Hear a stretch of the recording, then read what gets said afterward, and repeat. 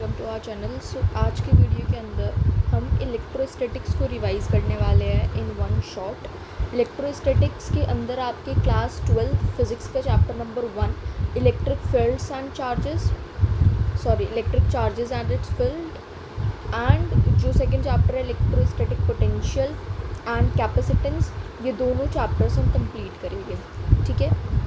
So electric charge first of all होता क्या है? Electric charge of a material body is that property due to which it interacts with other charges.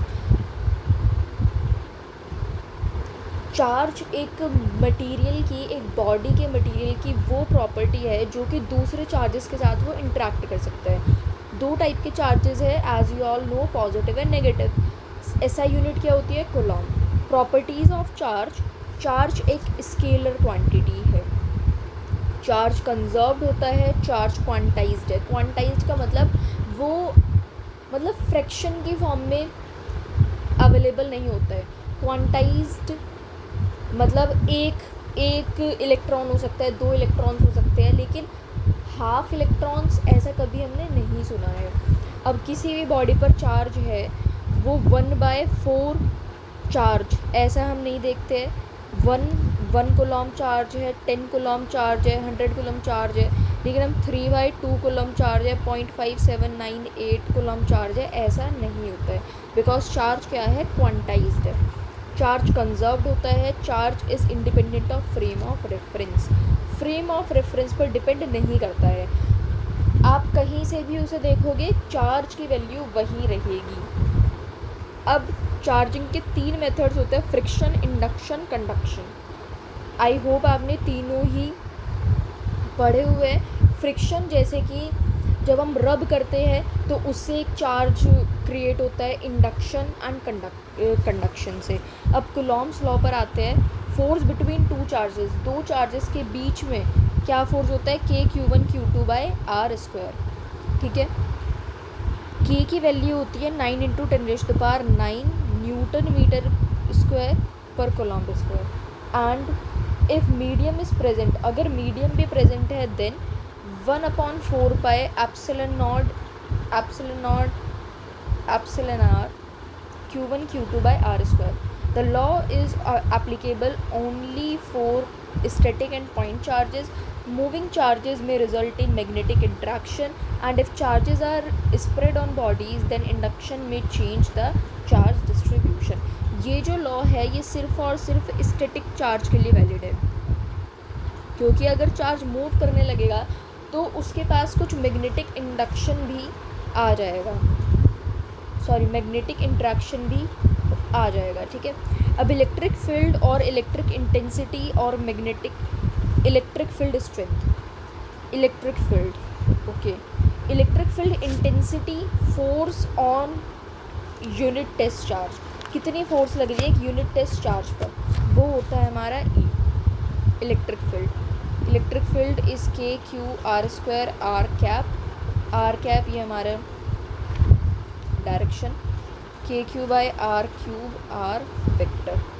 इसके unit क्या है? Newton पर coulomb. Force by charge, force upon charge होता है हमारा इलेक्ट्रिक फील्ड, न्यूटन पर कूलॉम। अब electric field due to special charge distribution, ये फॉर्मूले हमें याद रखने हैं। पॉइंट चार्ज के लिए इलेक्ट्रिक फील्ड क्या होती है? KQ/r²। लीनियर चार्ज डिस्ट्रीब्यूशन के लिए देखो, ई परपेंडिकुलर मतलब इस टाइप से, ये ई परपेंडिकुलर है, यहाँ पर लेमडा लीनियर चार्ज डेंसिटी है। अब यहाँ ई परपेंडिकुलर हो गया ये, इसके लिए क्या है? K λ/r sin⁻1 + sin⁻2। अब ये जो sin⁻1 sin⁻2 है, ये ज़रूर याद रखने हैं। ये θ1 एंड ये यहाँ से θ2। ठीक है। अब ई पैरेलल ये हो गया K λ/r cos⁻2 - cos⁻1, चाहे अल्फ़ा बीटा की फॉर्म में याद कर लो या θ1 θ2 की फॉर्म में।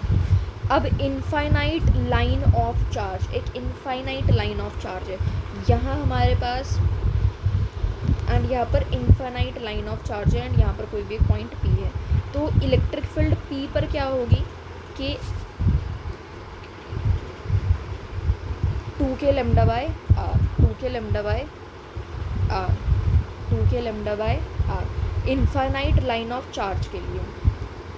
अब electric field uniformly charged ring के लिए KQX upon R square plus x square 3/2। R यहाँ पर कैपिटल आर, किसी भी फॉर्मूले में जो कैपिटल आर है वो हमारी रेडियस है एंड कहीं पर भी स्मॉल आर आ जाए वो डिस्टेंस है। ठीक है, यहाँ पर हमने स्मॉल आर नहीं लिया, हमने यहाँ पर एक्स ले लिया है। KQX upon R square plus x square की पावर 3/2। अब at the centre of ring electric field zero होगी, मतलब रिंग के सेंटर पर इलेक्ट्रिक फील्ड क्या होगी, ज़ीरो। रिंग है, उसके चारों तरफ चार्ज है एंड उसके सेंटर में इलेक्ट्रिक फील्ड हमारी ज़ीरो होगी। ठीक है, क्योंकि यहाँ पर इस फॉर्मूले के अंदर हम एक्स डालेंगे, एक्स को ज़ीरो पुट करा तो देखो पूरा ये ज़ीरो ही हो गया। अब मैक्सिमम इलेक्ट्रिक फील्ड कहाँ होगी, आर अपॉन √2 पे, R by √2। Maximum electric field का कहाँ होगी, plus minus R by √2 and इसका ग्राफ कैसा होगा, देखो इस तरह से आर बाय √2, ये इस तरह से इसका ग्राफ होगा। अब due to segment of ring, एक रिंग का हमने एक सेगमेंट ले लिया है, उसके लिए formula 2k lambda by R sine theta by 2। अब देखो तुम्हें कोई भी क्वाड्रेंट के लिए निकालना आ जाए कि इसमें इलेक्ट्रिक फील्ड क्या है, तो तुम्हें थीटा को बस क्या रख देना है, थीटा को तुम्हें रख देना है 90, देन ये साइन 45 आ गया and that is 1/√2, 2k lambda by R and then यहाँ ये क्या आ गया, √2k लैम्डा बाय आर आ गया है फॉर द क्वाड्रेंट।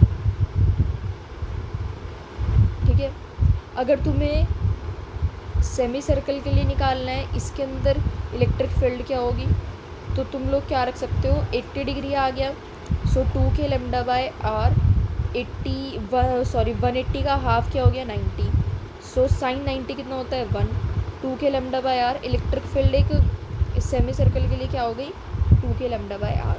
अब चार्ज्ड डिस्क, एक चार्ज्ड डिस्क है हमारे पास, देखो कितना फ़र्क है, एक रिंग के अंदर, एक रिंग के ऊपर चार्ज बाहर रहेगा।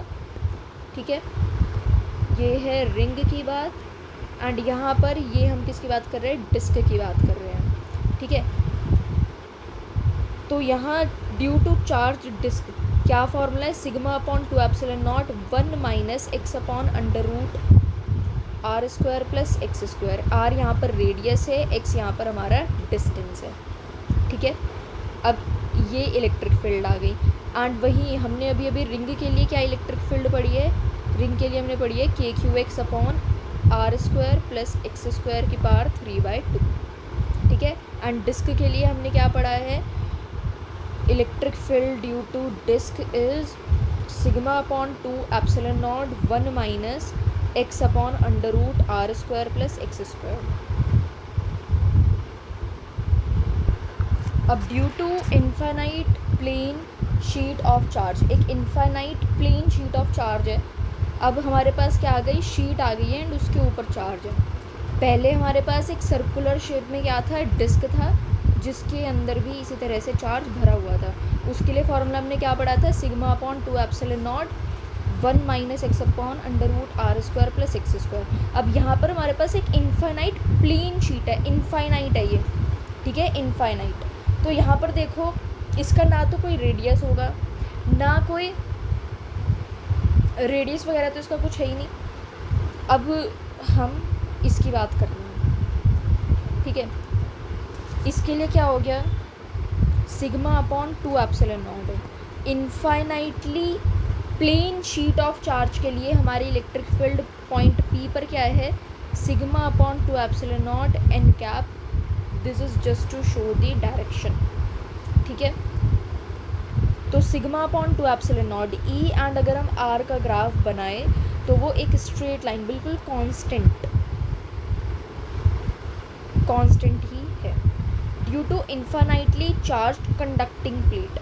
अब एक इन्फाइनाइटली चार्ज्ड कंडक्टिंग प्लेट है, यहाँ पर क्या था, प्लेन शीट ऑफ चार्ज थी, प्लेन शीट ऑफ चार्ज था, एंड यहाँ पर infinite charged conducting plate and यहाँ पर plane sheet of charge sigma upon 2 epsilon naught and यहाँ पर sigma upon epsilon not.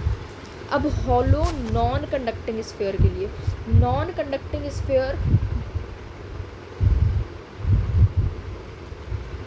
Hollow है, ओके तो हॉलो नॉन कंडक्टिंग स्फीयर है। हॉलो के लिए तो आसान है, इलेक्ट्रिक फील्ड अंदर, ये एक शेल की तरह ही तो होगा, हॉलो स्फीयर एक शेल की तरह ही तो है। अब एक शेल के अंदर कुछ भी डिस्टेंस हो, शेल के अंदर ये r है एंड ये रेडियस r है, यहाँ पर r कम है r से, तो यहाँ अंदर तो इलेक्ट्रिक फील्ड क्या होगी, 0, एंड पॉइंट सरफेस पर KQ/r² एंड आउटसाइड के लिए KQ/r²। तो देखो ग्राफ इसका कैसे बनेगा, यहाँ पर अंदर जब स्मॉल r छोटा है कैपिटल R से तो तब बिल्कुल 0 है, ठीक है। देन उसके बाद KQ/r² हो गया, इस पर r पर क्या हो गया, capital R and r is equal to r जब हो गया, देन KQ/r² एंड देन इस तरह से 1/r² का ग्राफ बनाइए। ये किस चीज़ का ग्राफ है, 1/r² का। अब हम पढ़ेंगे due to uniformly charge non conducting sphere. Uniformly charged non conducting sphere है। अब देखो नॉन कंडक्टिंग स्फीयर है मीन्स जो भी इलेक्ट्रॉन्स मतलब जो भी चार्जेस वगैरह हो गए वो हमारे स्फीयर के अंदर ही है। बट अगर मैं कंडक्टिंग स्फीयर बोलती तो कंडक्टिंग स्फीयर के अंदर एज यू ऑल नो जो कंडक्टर्स है उसके जो चार्जेस है वो बॉडी के बाहर आ जाते हैं, वो अंदर से हॉलो हो जाता है, ठीक है। अंदर वो एक हॉलो की तरह रिएक्ट करता है बिकॉज उसके अंदर की तरफ कोई चार्जेस नहीं आते हैं। जो भी हमारे चार्जेस होते हैं कंडक्टर के अंदर किसी भी कंडक्टिंग बॉडी में वो सरफेस पर आ जाते हैं, कंडक्टर के सरफेस पर आ जाते हैं, ठीक है। अब नॉन कंडक्टिंग स्फीयर है, नॉन कंडक्टिंग स्फीयर के अंदर क्या चार्जेस होगा जब R कैपिटल R से छोटा है, so that would be KQR upon RQ, KQR upon RQ, KQR upon RQ, और you can say rho R upon 3 epsilon naught.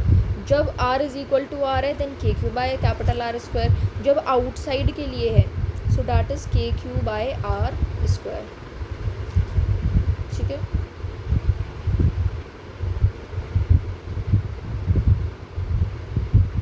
अब हॉलो कंडक्टिंग स्फीयर या फिर सॉलिड या फिर हॉलो कंडक्टिंग स्फीयर, क्योंकि हॉलो भी हुआ सॉलिड भी हुआ बात तो एक ही है, दोनों में चार्ज बाहर ही आना है, ठीक है। तो इनसाइड के लिए तो 0 है इलेक्ट्रिक फील्ड, सरफेस पर KQ/r² एंड आउटसाइड के लिए KQ/r²। एक और चीज़ देख लो,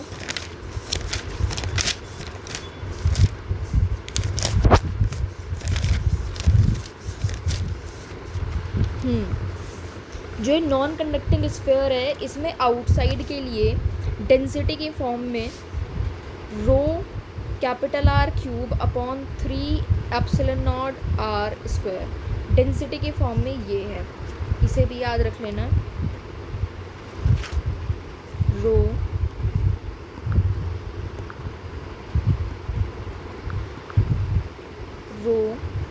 capital R³ upon 3 epsilon naught R², ठीक है, यस। एंड ये आया कैसे है,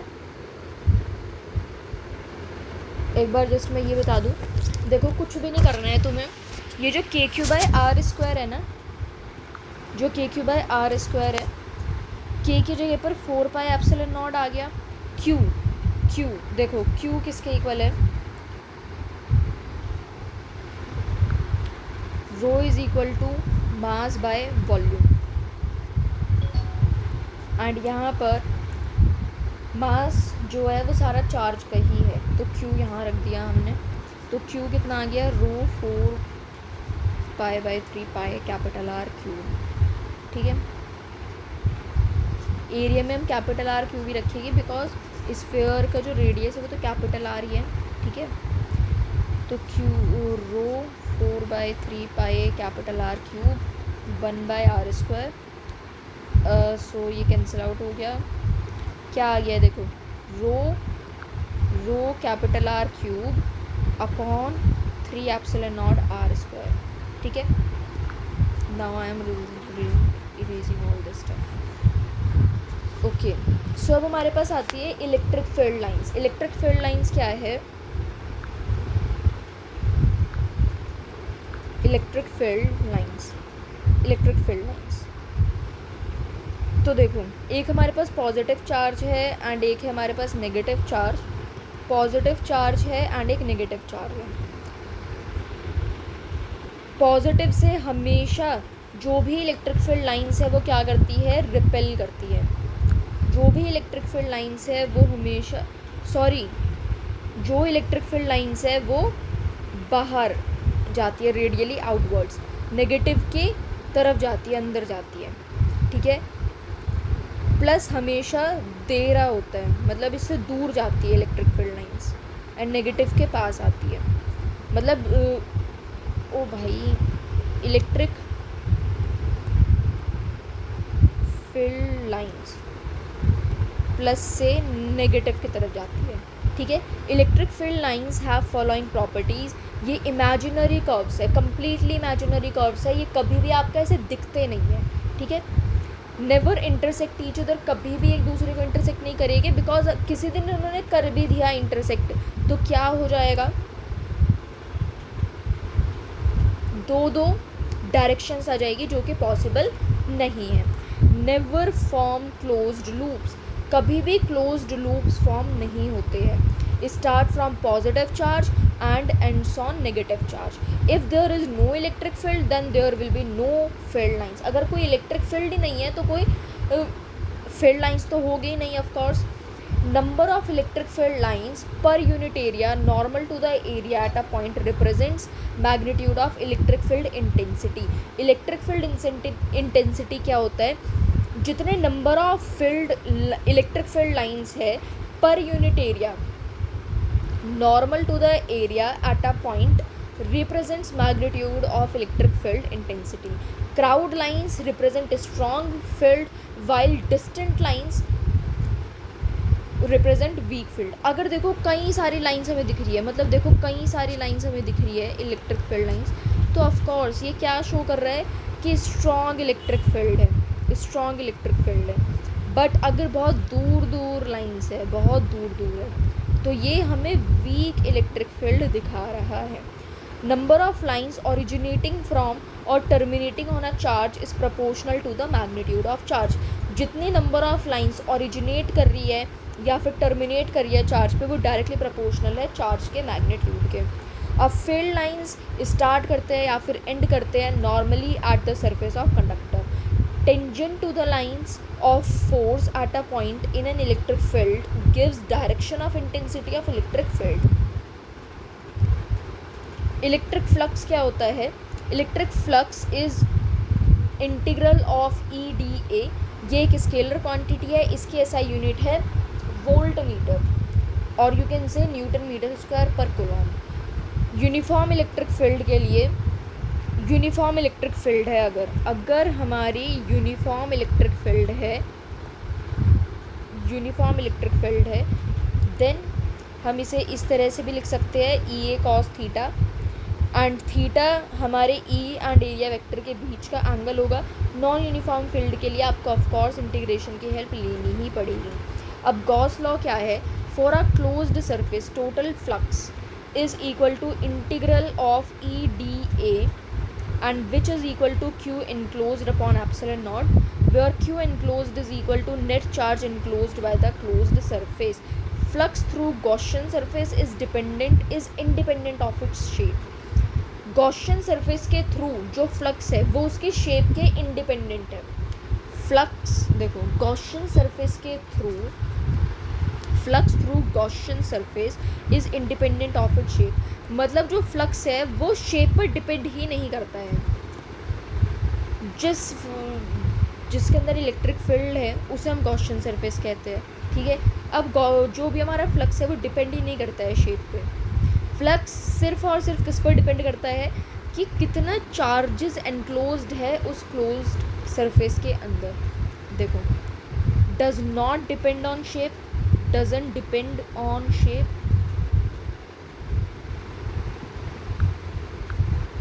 शेप पर डिपेंड ही नहीं करता है। एंड ये सिर्फ और सिर्फ चार्जेस, उस क्लोज्ड सरफेस में कितने चार्जेस है ये उस पर डिपेंड करता है फ्लक्स। अब flux through a close surface independent of position of charges. Of course flux को मैटर नहीं करता है कि चार्जेस की क्या पोजीशन है क्या नहीं है, वो just amount of charges, number of charges पर डिपेंड करता है। Electric field intensity at Gaussian surface is due to all charges present. Electric field intensity, जो इलेक्ट्रिक फील्ड इंटेंसिटी है गॉसियन सरफेस पर, वो सारे चार्जेस की वजह से प्रेजेंट होती है, सारे चार्जेस की वजह से प्रेजेंट होती है। अब इलेक्ट्रोस्टैटिक पोटेंशियल एनर्जी क्या है?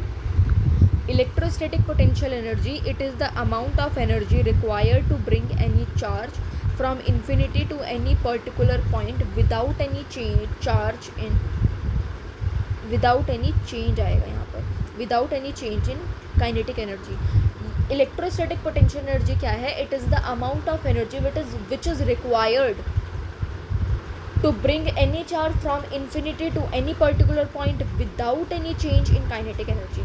तो इलेक्ट्रोस्टैटिक पोटेंशियल एनर्जी ये एक अमाउंट ऑफ एनर्जी है जो कि एक चार्ज को इन्फिनिटी से एक पर्टिकुलर पॉइंट पर लाने के लिए लगती है।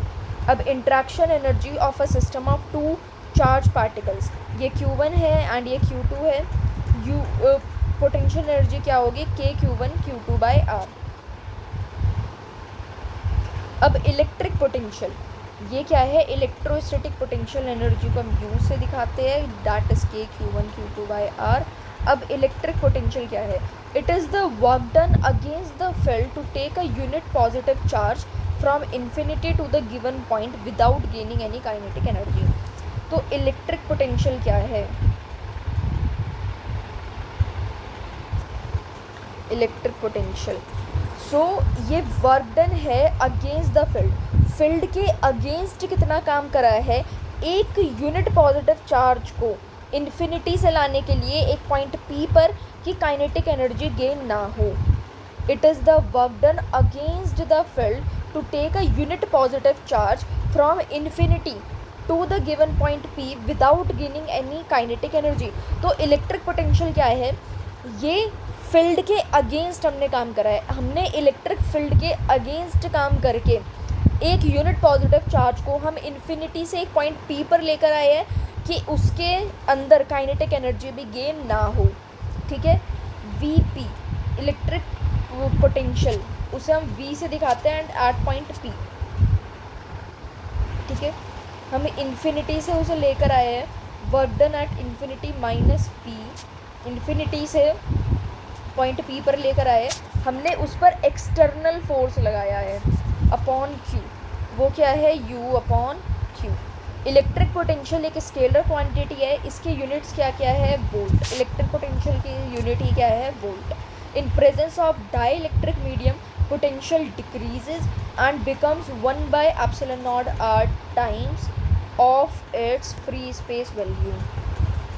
अब देखो, electrostatic potential energy and electric potential में क्या फ़र्क है? इलेक्ट्रोस्टैटिक पोटेंशियल एनर्जी है कि हमने कितनी एनर्जी लगाई है, यहाँ क्या है? हमने कितनी एनर्जी लगाई है एक चार्ज को एक इन्फिनिटी से किसी भी पॉइंट P पर लाने के लिए, यहाँ पर अमाउंट ऑफ एनर्जी एंड यहाँ पर वर्क डन हमने कितना किया है against the field. It is the work done against the field to take a unit positive charge from infinity to the given point P without gaining any kinetic energy, ठीक है। And dielectric medium के अंदर जो potential है वो decrease करता है 1/ε0 r times उसके फ्री स्पेस वैल्यू के। अब हम पढ़ेंगे electric potential due to special charge distribution. साथ साथ पैरेलली हम इलेक्ट्रिक फील्ड्स को भी रिमाइंड करते हुए चलेंगे, ठीक है। तो इलेक्ट्रिक पोटेंशियल एक पॉइंट चार्ज की वजह से क्या है, के Q by R, and electric field क्या थी, के क्यू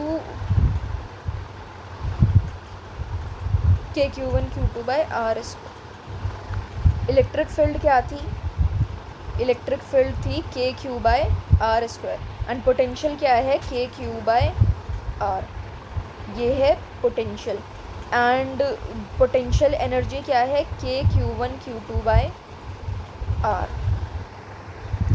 अब रिंग की वजह से पोटेंशियल क्या है, के Q upon under root R square plus x square, ये है पोटेंशियल।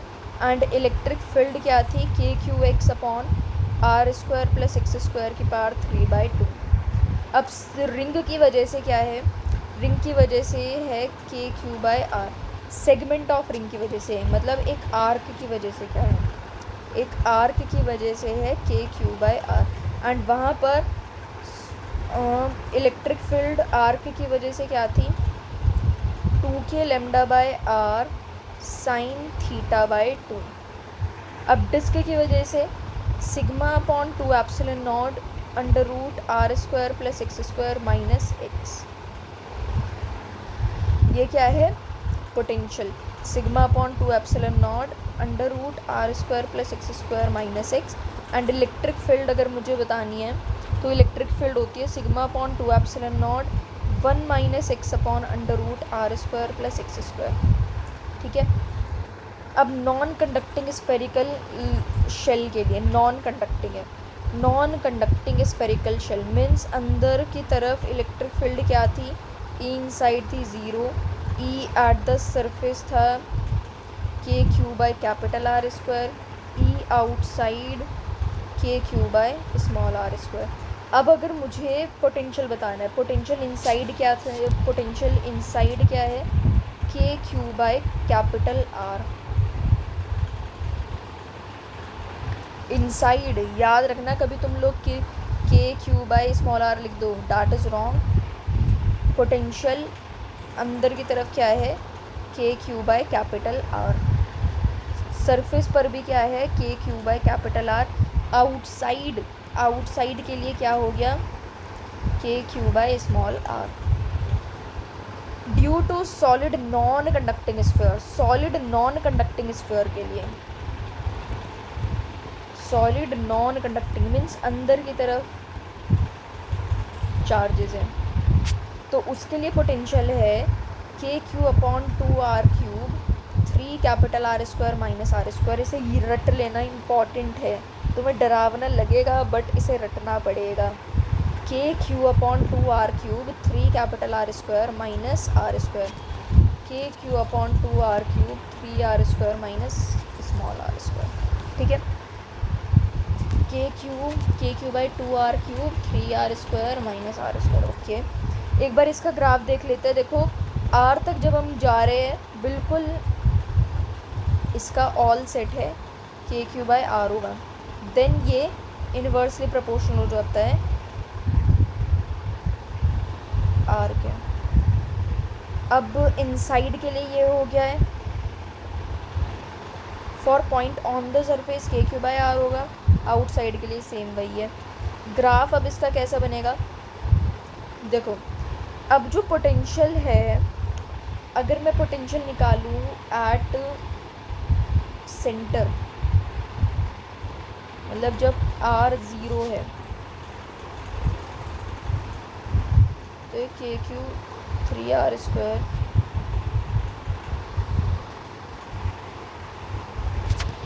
तो ये क्या आ गया 3 के क्यू बाई 2 आर। ये क्या है सेंटर पर, सेंटर पर इतना है, तो देखो ये यहाँ से ऐसे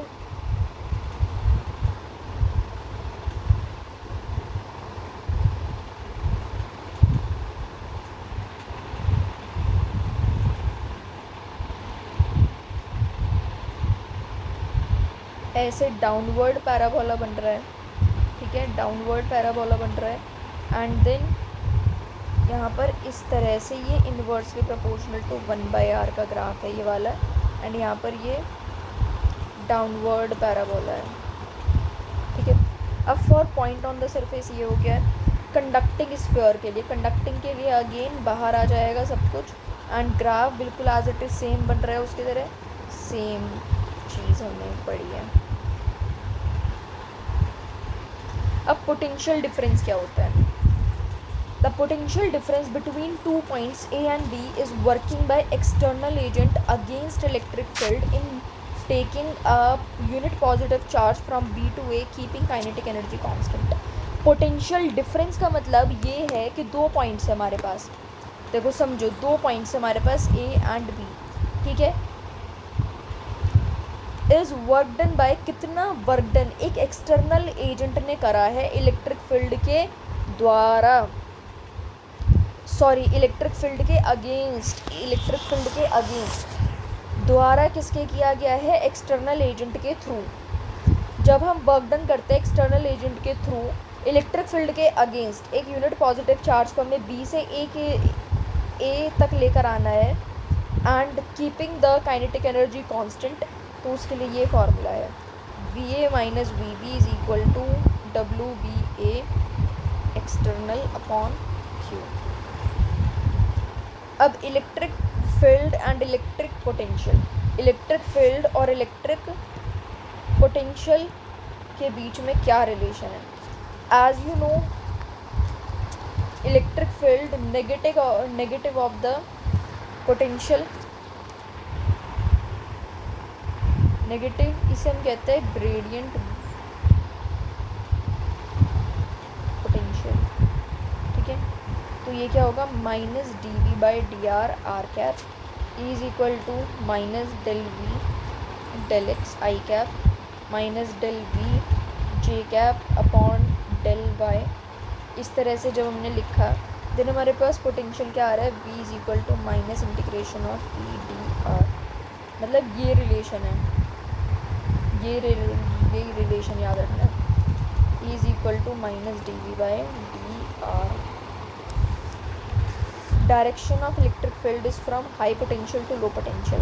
इलेक्ट्रिक फील्ड की डायरेक्शन कहाँ से कहाँ तक होती है? हाई पोटेंशियल से low potential, high to low. अगर V कांस्टेंट है एक रीजन में देन वहाँ पर इलेक्ट्रिक फील्ड ज़ीरो होगी। अगर वहाँ पर पोटेंशियल डिफरेंस ज़ीरो है तो electric field potential difference constant है तो इलेक्ट्रिक फील्ड होगी ही नहीं। इक्विपोटेंशियल सरफेस क्या है? The locus of all points having same potential is called equipotential surfaces. Equipotential surfaces कभी भी एक दूसरे को क्रॉस नहीं करेगी। इलेक्ट्रिक पोटेंशियल सरफेसेस हमेशा परपेंडिकुलर होते हैं इलेक्ट्रिक फील्ड के। No work is done in moving a charge from one point to other over an equipotential surface. अब इलेक्ट्रिक डाइपोल क्या है? एक सिस्टम है दो इक्वल एंड अपोजिट चार्जेस का जो कि छोटे से डिस्टेंस के लिए सेपरेटेड है, उसे हम कहते हैं इलेक्ट्रिक डाइपोल। बहुत ही अच्छा कॉन्सेप्ट। इलेक्ट्रिक डाइपोल क्या है? मतलब दो चार्जेस हैं जो कि अपोजिट साइन के चार्जेस हैं एंड उनके बीच में काफ़ी कम डिस्टेंस है, तो उस चीज़ में हम डाइपोल, इलेक्ट्रिक डाइपोल यूज़ करते हैं। डाइपोल मोमेंट क्या है? P is equal to Q.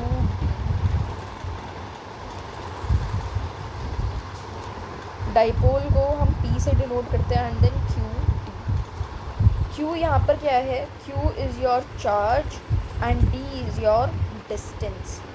Direction dipole moment के उल्टी चलती है। हम इलेक्ट्रिक फील्ड में देख रहे थे ना, वो पॉजिटिव से नेगेटिव, इलेक्ट्रिक फील्ड लाइंस जो थी वो पॉजिटिव से नेगेटिव की तरफ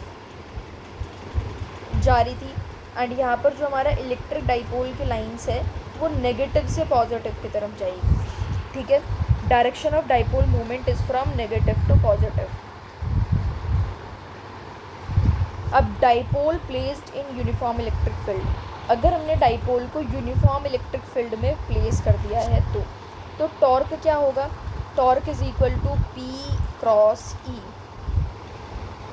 dipole movement into electric field.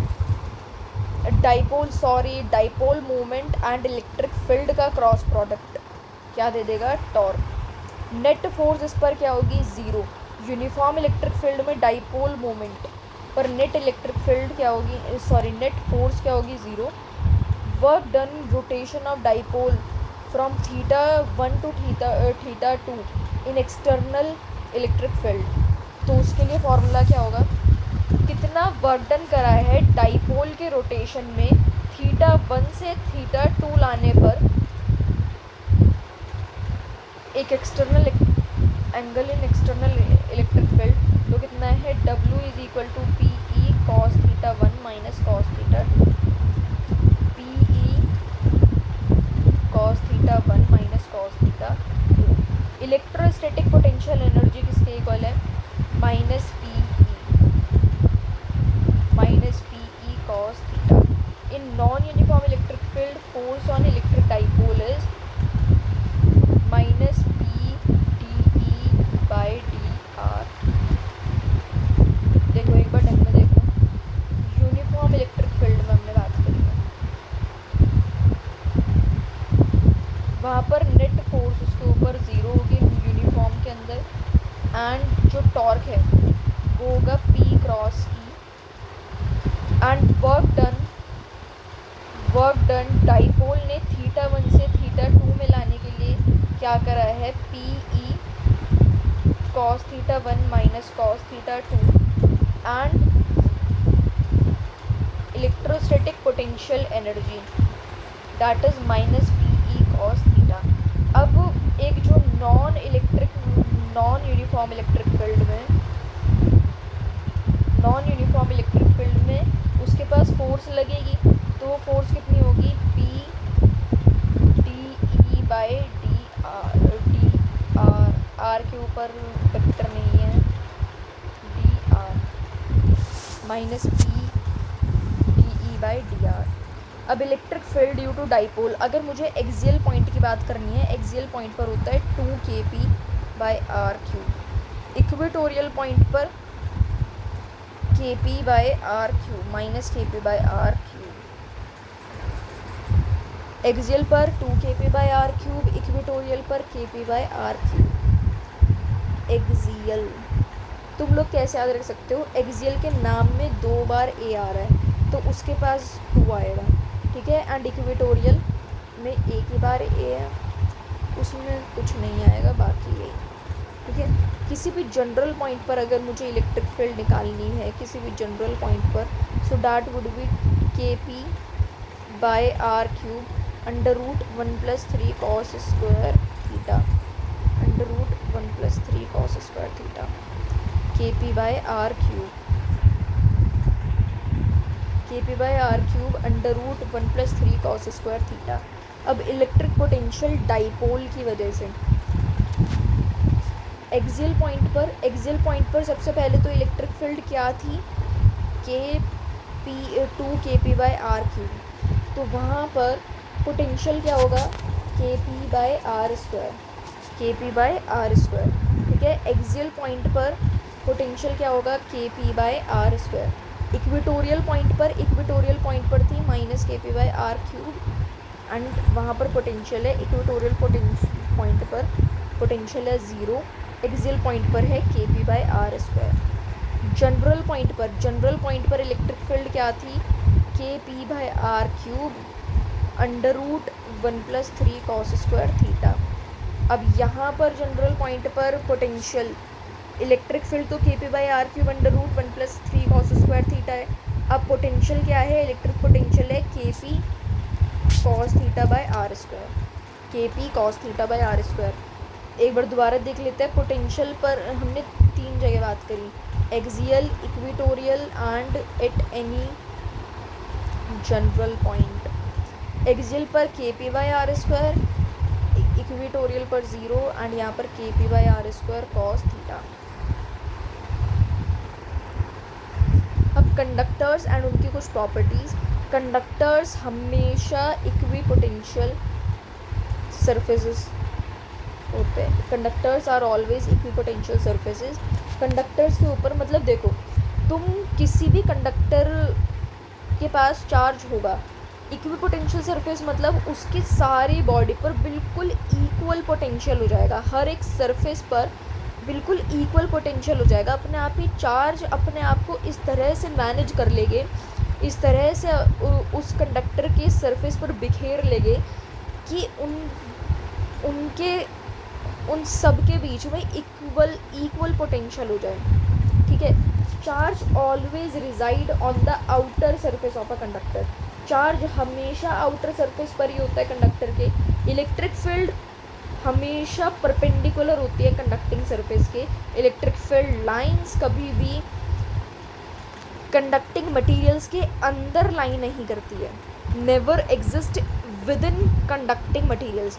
मतलब ये अगर आपका देखो कंडक्टर कोई भी मैंने बना दिया, ठीक है, वो हमेशा उसके सरफेस के परपेंडिकुलर इलेक्ट्रिक फील्ड लाइंस होगी। I can not make it like this कि जो हमारे इलेक्ट्रिक फील्ड लाइन्स है ये कंडक्टर है एंड मैंने इस तरह से इसकी बॉडी के बीच में से गुजार दी electric field lines. No, that is not possible, this is completely wrong, ठीक है। When a conductor is grounded its potential become zero. जब भी हम कंडक्टर को ग्राउंड कर देते हैं, मतलब अर्थिंग कर देते हैं किसी भी कंडक्टर की, तो उसका पोटेंशियल क्या हो जाता है, ज़ीरो, ठीक है। यस, अब हम कंडक्टर्स वाला पार्ट रिवाइज करेंगे which is also important for this chapter two revise. Okay, capacitance वाला पार्ट था, आई डोंट नो मैंने क्या कहा था अभी। कैपेसिटेंस वाला पार्ट कर रहे हैं। Concept of capacitance, when a conductor is charged then its potential rises. जब भी हम किसी भी कंडक्टर को चार्ज करते हैं उसका पोटेंशियल बढ़ने लगता है, उसका पोटेंशियल बढ़ता है। The increase in potential is directly proportional to the charge given to the conductor. अब देखो कैपेसिटेंस का कॉन्सेप्ट क्या है, जब भी हम किसी भी कंडक्टर को चार्ज देंगे उसका पोटेंशियल बढ़ेगा एंड जो पोटेंशियल बढ़ता है वो डायरेक्टली चार्ज के प्रोपोर्शनल होता है। मतलब ये क्या है, चार्ज एंड ये है पोटेंशियल। जितना ज़्यादा चार्ज दोगे उतना ज़्यादा पोटेंशियल बढ़ेगा। अब Q is directly proportional to V, अब एक कांस्टेंट आ जाता है C, ठीक है। Q is equal to CV and जो ये C है इसे हम कैपेसिटी ऑफ द कंडक्टर कहते हैं। The constant C is known as the capacity of the conductor. Capacitance एक स्केलर क्वांटिटी है जिसके डायमेंशंस क्या क्या है, C is equal to Q by V, A square T square ml square T minus 2 m minus 1 L minus 2 T की power 4 A square.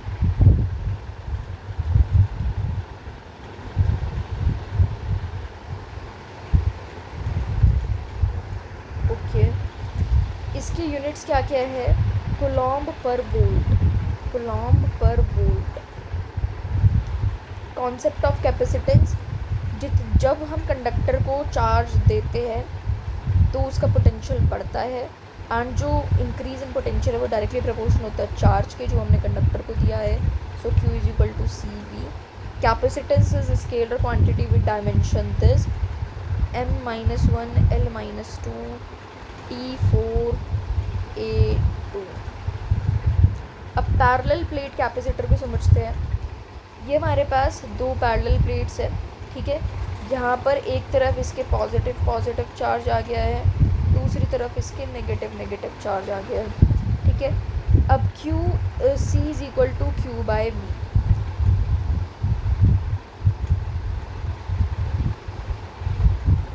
A epsilon naught upon T। If one of the plates of the parallel plate capacitor slides relative then C decrease। अगर एक plate इसमें से parallel plate capacitor में से अगर एक slide जो है, देखो अभी ये दोनों बिल्कुल सेम आमने सामने है, पूरे पैरेलल है, बट अगर क्या हो, अगर ये वाली स्लाइड थोड़ी सी नीचे को चली जाए जैसे इसके अंदर दिखाया गया है, देन क्या होगा, देखो सिर्फ ये, तो जो हमारा रिलेटिवली जो हमारा C है वो डिक्रीज़ हो जाएगा। C यहाँ पर क्या है, कैपेसिटी ऑफ द कंडक्टर, वो डिक्रीज़ हो जाएगा क्योंकि जो ओवरलैपिंग एरिया है वो डिक्रीज़ हो रहा है। देखो ये हमारा ओवरलैपिंग एरिया है। अब पहले देखो ये पूरा एरिया कवर हो रहा था, बट अब उससे कम कवर हो रहा है ना, ये वाला, ये ओवरलैपिंग एरिया कवर हो रहा है, तो ये डिक्रीज़ हो रहा है। ठीक है, C is equal to Q by B A epsilon naught upon D।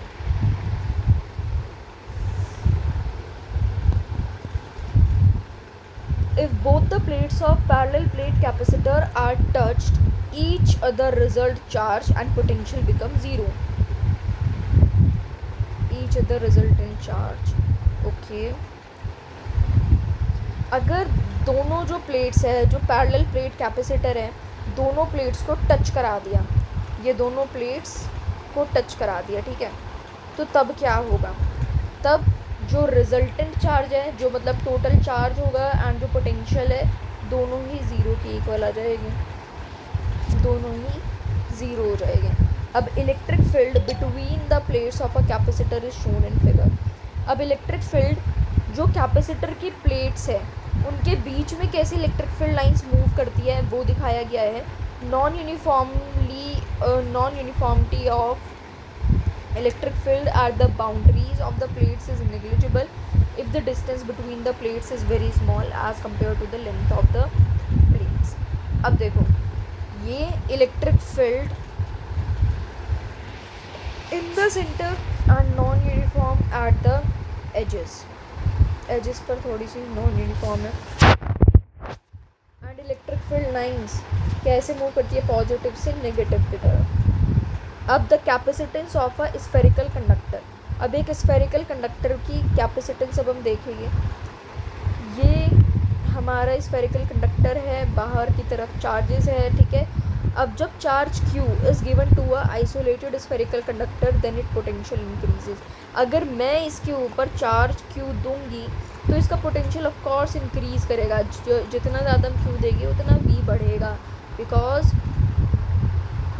C is equal to Q by V and Q is equal to CV। Potential ये दोनों बढ़ेंगे। सो V is equal to, इसका potential क्या है? KQ by R। तो C क्या होगा? Q upon 4 means sorry Q by V। तो ये कितना आ गया? KR। कैपेसिटेंस कितना आ गया? KR। If conductor is placed in a medium, अगर किसी भी कंडक्टर को एक मीडियम में रखा गया है देन क्या होगा? 4 pi epsilon R and this epsilon is equal to this, ठीक है। अब spherical capacitor out sphere is earth. अगर हमने स्फेरिकल कैपेसिटर का जो आउटर स्फीयर है, आउटर स्फीयर को अर्थ कर दिया है, अर्थ मीन्स पोटेंशियल यहाँ पर क्या हो जाएगा? ज़ीरो हो जाएगा। So C is equal to Q by V है। तो पोटेंशियल आपने बेसिकली क्या लिखा है? KQ by R। ये कितना आ गया? R by K। अब आपको यहाँ R ही निकालना है। K को मैंने लिख दिया यहाँ पर 4 पाई एप्सिलॉन नॉट आ गया। R क्या होगा? R यहाँ पर हो जाएगा R1 R2 upon R2 minus R1। R1 R2 upon R2 minus R1। देखो ये तुम एक कॉमन फार्मूले की तरह लो, 4 pi epsilon not R1 R2 upon R2 minus R1। R2 बड़े वाला रेडियस है, R1 छोटे वाला रेडियस है, ठीक है। एंड मैं तुम्हें एक और बात बता दूँ, जो ये वीडियो है इसके बाद I will be uploading a video जिसके अंदर हम सिर्फ और सिर्फ क्वेश्चंस प्रैक्टिस करेंगे टॉपिक वाइज, ठीक है। तो उसमें अप्रॉक्सीमेटली 40-50 क्वेश्चन सब आराम से कर लेंगे, इवन उससे ज़्यादा ही क्वेश्चन कर लेंगे, ठीक है। तो उस वीडियो को भी you can check out. Okay, तो अब आगे देखते हैं। Spherical capacitor outer is earth. अगर हमने बाहर वाला अर्थ कर दिया है तो बड़े वाले की रेडियस B है, छोटे वाले के A है। 4πε0, हमने क्या पढ़ा था, R1 R2 upon R2 minus R1 means 4πε0 A B upon B minus A। ठीक है, अब inner is earthed and outer is given a charge.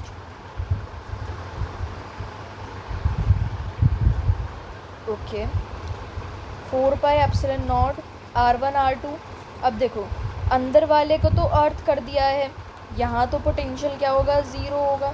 ठीक है, अब उसके लिए हमें R1 R2, तो ये हो जाएगा हमारे लिए B into B, R1 R2 दोनों यही, फिर R2 minus R1 B minus A, B minus A। जब अंदर वाले को अर्थ कर देंगे, तो तब हमें रेडियस ये B ही होगा। ठीक है, अब देखो connected and outer is given a charge, connect कर दिया गया है एंड बाहर वाले को एक चार्ज दे दिया है, कनेक्ट कर दिया है एंड बाहर वाले को एक चार्ज दे दिया है, तो ये क्या हो जाएगा 4πε0 B, 4πε0 B।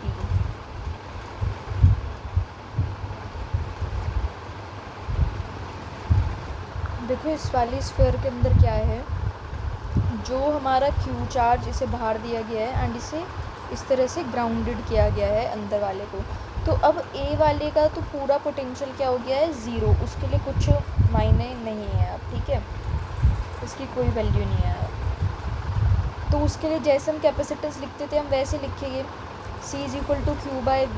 इसके लिए पोटेंशियल क्या है, KQ बाय R, Q से Q कैंसिल आउट हुआ, अब ये कितना आ गया 4πε0 R। अब यहाँ पर R हम B वाला ही लेंगे, 4πε0 B। ठीक है, अब जैसे इसके अंदर देखो यहाँ पर दो स्फीयर्स है एंड अभी ने अलग अलग इस तरह से एक अलग वायर से इस तरह से कनेक्ट किया है। अब इसका पोटेंशियल अलग होगा, जैसे हम नॉर्मली लिखते हैं 4πε0 B होगा इसका भी अगेन वैसे ही है, Q by V, KQ by R, ये Q से Q कटा, 4πε0 इसका रेडियस है B प्लस दूसरे वाले का रेडियस क्या है A, तो ये कितना आ गया है A प्लस B। ठीक है, I hope you all have understood this.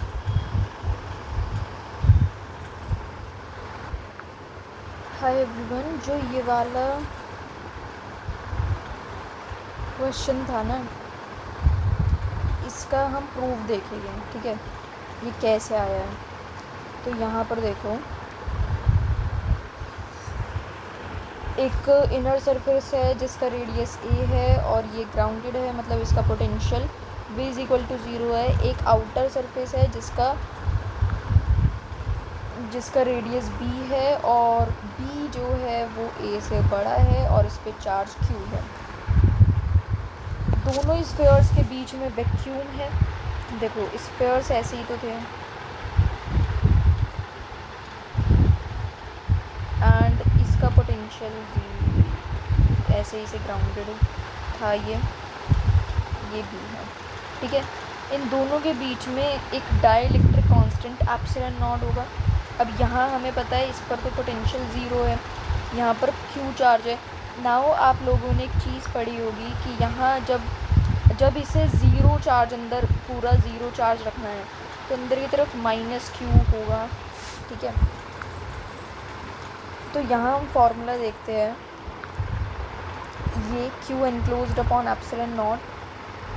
अब EDA area 4πr² is equal to Q1। अंदर की तरफ देखो, जो ये आपकी शेप थी इसका A रेडियस है और बाहर Q है, अंदर की तरफ Q1 कोई भी चार्ज आएगा एंड वो अपोजिट साइन का होगा। अभी हमें उसका मैग्नीट्यूड नहीं पता है कि अंदर की तरफ कितना चार्ज होगा, कि मतलब जो बॉडी पर जो चार्ज है वो ज़ीरो के इक्वल हो जाए फिर, तो वही हम निकाल रहे हैं। Q1 एनक्लोज्ड है, जो हमारे पास फिगर थी, मतलब Q1 इसके अंदर चार्ज हमने मान लिया Q1, क्योंकि हमें नहीं पता है, बाहर हमें सिर्फ Q दिया हुआ है, अंदर Q एनक्लोज्ड तो लिखता है, जो बॉडी के अंदर है वो Q1 चार्ज हमने मान लिया है, तो यह आ गया है। ठीक है, अब देखो आपने एक फॉर्मूला पढ़ा है E is equal to minus dV/dr। अब जस्ट हम उसका उपयोग कर रहे हैं V। सो V outer minus V inner, ठीक है, V outer minus V inner, तो ये B से A पर गए हैं हम, सो ये Q1/4πε0r²। देन ये पूरा हमने जो पहले देखो फॉर्मूला निकला था ना, इससे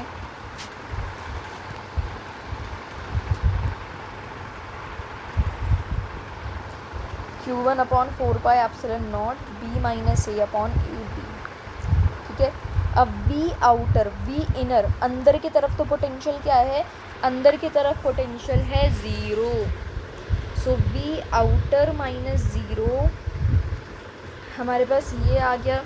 अब C is equal to Q/V, अब Q C से कर दो डिवाइड, V इनर हमारे पास ये होगा, देखो V इनर Q की वजह से ये रहा, एंड V इनर हमारे पास टोटल पोटेंशियल इनर स्क्वायर पर ये है।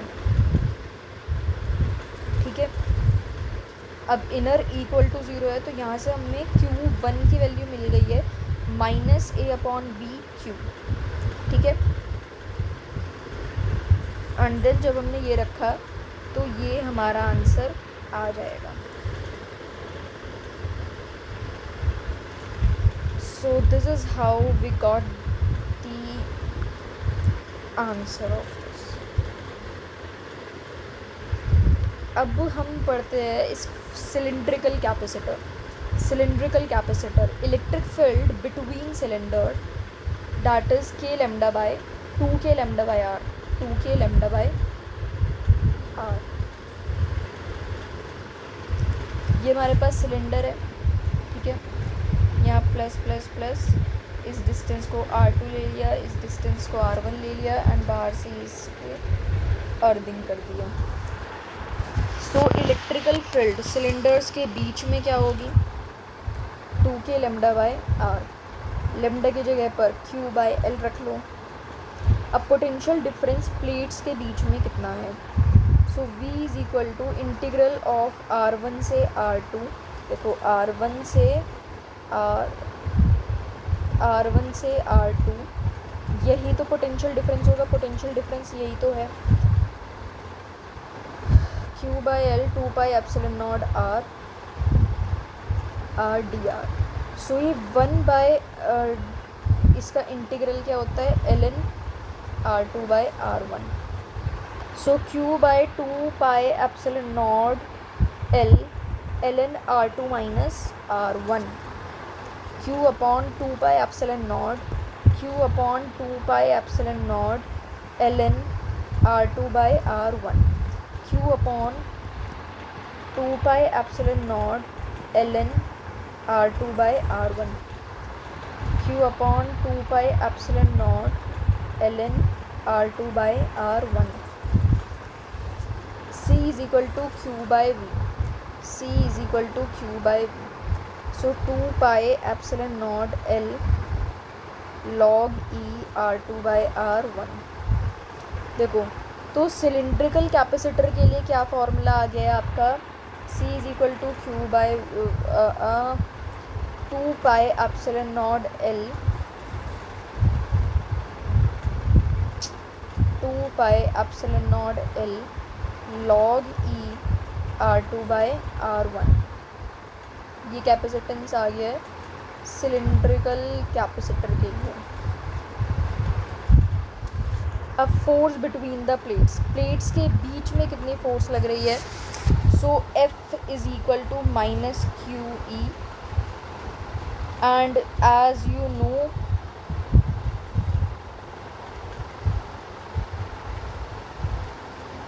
A/0 बाय, मैंने A/0 D लिखवाया था यार। इलेक्ट्रिक फील्ड यहाँ पर क्या होगी, Q by two epsilon naught Q by two epsilon not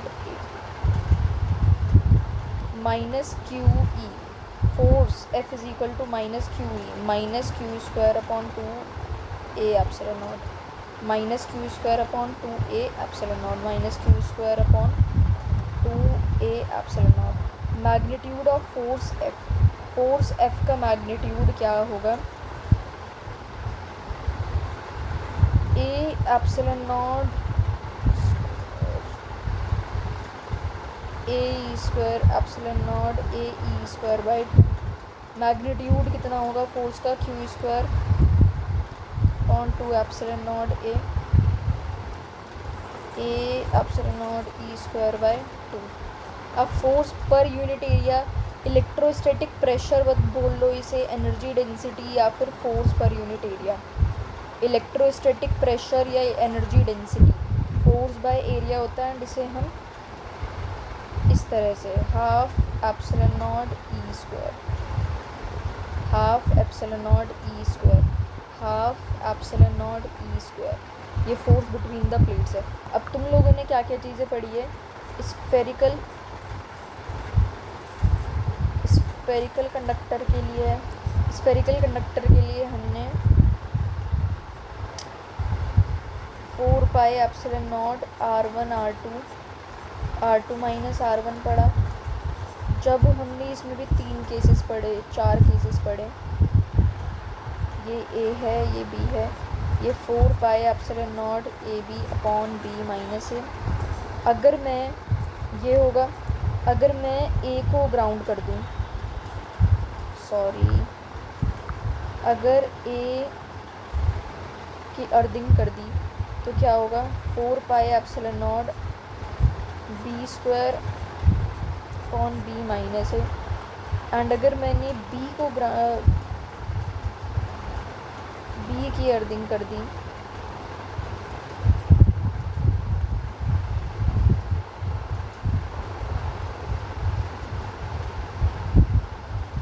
एक मिनट रुको, हाँ, B की अर्थिंग नहीं करी थी।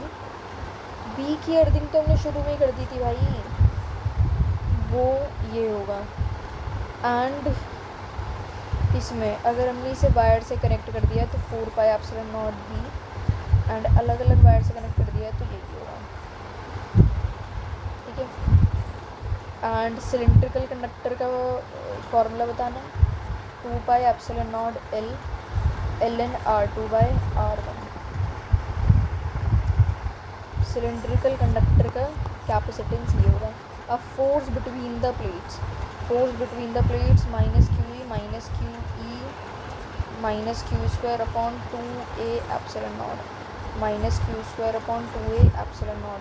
अब मैग्नीट्यूड ऑफ फोर्स क्या होगा? Magnitude of force half a epsilon naught E square. And अगर मुझे बताना है इलेक्ट्रोस्टैटिक प्रेशर या फिर और you can say energy density, तो उसका फॉर्मूला क्या है? Half epsilon naught E square. अब कॉम्बिनेशन ऑफ कैपेसिटर देखते हैं। Capacitor in series, in this arrangement of capacitor the charge has no alternative paths to flow. Charge के पास कोई ऑल्टरनेटिव पाथ नहीं होता है। ये हमारे पास कैपेसिटर है एंड इसके पास कोई ऑल्टरनेटिव पाथ नहीं है फ्लो करने का। The charges on each capacitor are equal, हर एक कैपेसिटर पर जो चार्ज होगा वो इक्वल होगा, मतलब Q is equal to C1V1 is equal to C2V2 C3V3, इस तरह से, ठीक है। The total potential difference across A B is shared by the capacitors in the inverse ratio of the capacitances, इस तरह से, ठीक है। कैपेसिटर पैरेलल में ऑल्टरनेटिव पाथ्स यहाँ पर होते हैं, ठीक है। In such arrangement of capacitor the charge has an alternative path to flow, the potential difference across each capacitor is same and equal, the total potential applied V is equal to V1, मतलब इस तरह से, okay. अगर series में है, देखो C series में है, कैपेसिटेंस हमारा सीरीज़ में है, तो हम C अपॉन N करेंगे। C पैरेलल में है देन हम NC करेंगे, ठीक है। For n identical capacitors each having breakdown voltage V are joined in series, then breakdown would be like this.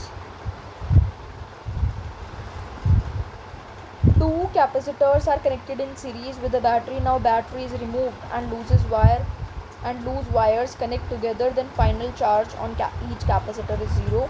If n identical capacitors are connected, then C of the series is equal to C by n and C parallel is equal to NC. Energy stored in a charged conductor. मतलब अब हम पढ़ेंगे capacitor. अभी तक हमने capacitance पढ़ा, अब capacitor पढ़ेंगे। मतलब एक चार्ज्ड कंडक्टर में एनर्जी स्टोर्ड है, एक चार्ज्ड कंडक्टर में एनर्जी स्टोर्ड है। Let C is the capacitance of conductor. On being connected to a battery, it charges to a potential V from zero potential. हमने C capacitance of conductor मान ली है, ठीक है। जब हम इसे बैटरी से कनेक्ट कर रहे हैं तो पोटेंशियल ज़ीरो पोटेंशियल से potential V, it charges to a potential V from zero potential. If Q is charged on the conductor at that time, then Q is equal to CV. अगर Q charge है, if Q is charged on the conductor at that time, then Q is equal to CV. अगर conductor के ऊपर उस time पर charge है Q, तो उस टाइम पर जो Q है वो CV के इक्वल होगा। Let battery supplies a small amount of charge dq to the current at constant potential. हमने constant potential पर small amount of charge conductor को जा रहा है। Then a small amount of work done by the battery against the force exerted by existing charge is. Then a small amount of work done, हमारी battery against क्या work done करेगी? Then a small amount of work done by the battery against the force exerted by existing charge. जो हमारे पास existing charge है उसके against force लगाकर हमारी battery क्या काम करेगी। कितनी गहरी बात है। जो हमारा एग्जिस्टिंग चार्ज है उसके अगेंस्ट फोर्स लगाकर, then small amount of work done by the battery against the force exerted by existing charge is. So D W is equal to V D Q. V Q by C होता है, integrate किया, W is equal to Q square upon 2C। Work done is equal to Q square upon 2C। Work done is equal to Q square upon 2C। Work done is equal to Q square upon 2C। अब where Q is the final charge acquired by the conductor, this work done is stored as potential energy. अब देखो ये potential energy की form में अब store होगा। Q को आपने CV रखा, okay. So U is equal to Q square by 2C, CV square by 2 and QV by 2। फॉर्मूले ज़रा याद करिए। U is equal to Q square by 2C, Q square by 2C, CV square by 2, QV by 2, Q square by 2C, Q square by 2C,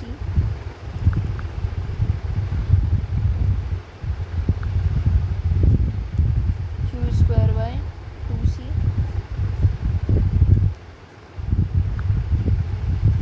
Q square by 2C, CV square by 2 and QV by 2। ठीक है, yes.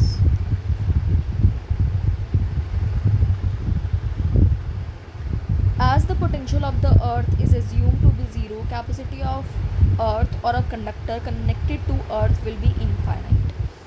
जैसे कि हमने अर्थ की जो potential है उसे assume करा है ज़ीरो, तो हमारी अर्थ की कैपेसिटी क्या होगी। देखो फॉर्मूला आपने यही तो पढ़ा है, Q is equal C is equal to Q by B. अब हमने अर्थ के पोटेंशियल क्या माना है, ज़ीरो माना है, तो मतलब उसकी कैपेसिटी भी फिर क्या आ गई, Q बाई ज़ीरो कितना होता है, इन्फिनिटी। मतलब हमारी अर्थ की कैपेसिटी इन्फिनिटी है। एक्चुअल कैपेसिटी हमारे अर्थ की कितनी होती है? यू मस्ट नो डैट हमारे अर्थ की एक्चुअल कैपेसिटी कितनी है? C is equal to Q by V होता है। v की जगह पर के क्यू बाय आर रख दो आप, मतलब 4 पाई एप्सिलॉन नॉट आर। हमारी अर्थ की जो 4 पाई एप्सिलॉन नॉट की जगह 4 पाई एप्सिलॉन नॉट की वैल्यू हमें पता है 1/9 इंटू 10⁻⁹ है ना। अब इसके साथ r मल्टीप्लाई कर दो, हमारे रेडियस कितना है?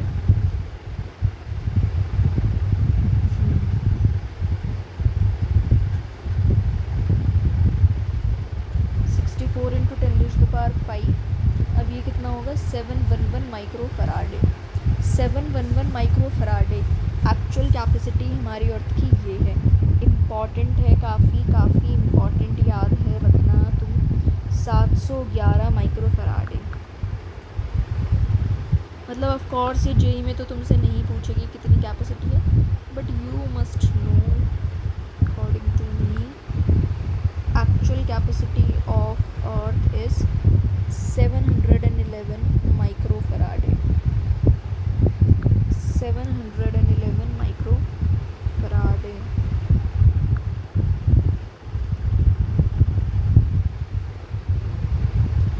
A work done by the battery is equal to charge given by battery into EMF। EMF electromotive force. तो जो हमारी बैटरी काम करती है कि जितनी given charge given by battery into EMF, तो QV, but energy stored conductor में कितनी होती है? QV by 2। मतलब हमारे जो बैटरी है, देखो सुनो, जो हमारी बैटरी है उसमें इतना वो काम करती है, लेकिन एनर्जी कितनी स्टोर करती है? QV by 2। Means 50% energy supplied by battery is lost in the form of heat. मतलब सिर्फ और सिर्फ 50% बैटरी ही हमारी सप्लाई होती है, बाकी जो 50% होती है वो हीट में चली जाती है। अब redistribution of charges and loss of energy. When two charge conductors are connected by a conducting wire, जब दो चार्ज कंडक्टर्स को हम कंडक्टिंग वायर से कनेक्ट करते हैं, then charge flows from a conductor at higher potential to that of lower potential. This flow of charge stops when the potential of two conductors become equal. ये जो flow of charge है ये रुक जाता है जब हमारे दो कंडक्टर्स का जो पोटेंशियल है वो इक्वल हो जाता है। ये जो फ्लो ऑफ चार्ज है ये रुक जाता है जब हमारा कंडक्टर्स का जो पोटेंशियल है वो इक्वल हो जाए। Let the amount of charge after the conductors are connected are Q1 dash and Q2 dash respectively and the potential is V। Then C1 Q1। अब फिगर में देखो, कनेक्शन से पहले इस तरह से है, अब आफ्टर कनेक्शन कॉमन पोटेंशियल इनमें निकाले, Q before connection and Q after connection. Charge तो सेम ही होगा, चार्ज में तो कुछ भी डिफरेंस नहीं होगा। So according to law of conservation of charge हम क्या लिख सकते हैं? C1V1 plus C2V2 is equal to C1V and C2V। Because हमें पोटेंशियल नहीं पता है, चार्ज हमें पक्का पता है, चार्ज कंजर्वेशन ऑफ चार्ज हम लगाएंगे, चार्ज तो कनेक्शन से पहले भी and after the connection same ही होगा, ठीक है। तो according to law of conservation of charge C1V1 is equal to C2V2 and बाद में हमें इनके पोटेंशियल हमने VV मान लिए है, ठीक है। कॉमन पोटेंशियल कनेक्शन के बाद क्या होगा? Common potential C1V1 plus C2V2 upon C1 plus C2। अब चार्जेस आफ्टर कनेक्शन के बाद चार्ज क्या होगा? So Q1 dash is equal to C1V, Q1 dash C1V के बराबर होगा। अब V एज वी नो ये कितना है? Q1 plus Q2 upon C1 plus C2, C1 plus C2 into Q। तो Q1 डैश किसके इक्वल आ गया है? Q1 डैश इक्वल आ गया है C1 upon C1 plus C2 into Q and Q2 dash किसके इक्वल आएगा? C2 upon C1 plus C2 into Q। तो ratio of charges after redistribution क्या आया है? Q1 dash is equal to C1V upon C2V is equal to R1/R2। अब loss of energy in charge in redistribution, कितनी energy का loss हुआ है redistribution में। When charge flows through the conducting wire then energy is lost mainly on account of joule effect. जब जो charge है वो कंडक्टिंग वायर में फ्लो कर रहा है, देन जो हमारी जो एनर्जी है, when charge flows through the conducting wire then energy is lost mainly in the Joule effect. Electrical energy is converted into heat energy, so change in energy of the system. जब charge flow हो रहा है, when charge flows through the conducting wire then energy is lost mainly in account of Joule effect. Electrical energy heat energy में convert हो रही है, तो इस चेंजिंग ऑफ एनर्जी में ही हमारी कुछ एनर्जी लूज़ हो रही है। सो वो क्या है, delta V is equal to U F minus U I. अब देखो तुमने यू के कितने फॉर्मूले पढ़े हुए हैं,